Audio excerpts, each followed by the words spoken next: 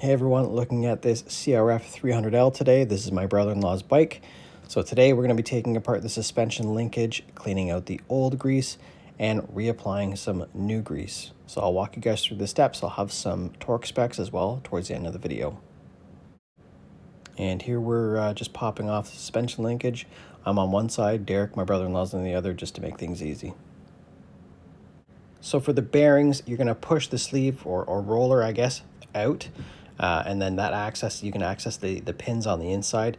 You can use Simple Green if it's really dirty, but for the most part, you shouldn't need it. You can usually just wipe it away with a shop towel, and that should suffice.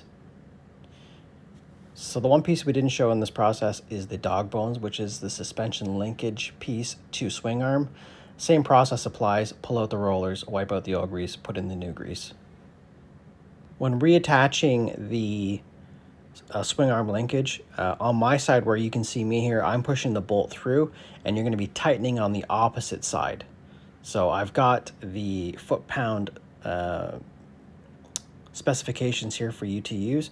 However, like I said, on the opposite side of the bike is where you want to be tightening on the nut. Wherever the nut is, that's where you're going to be aiming to tighten. And that should do it. Any questions? Comment below.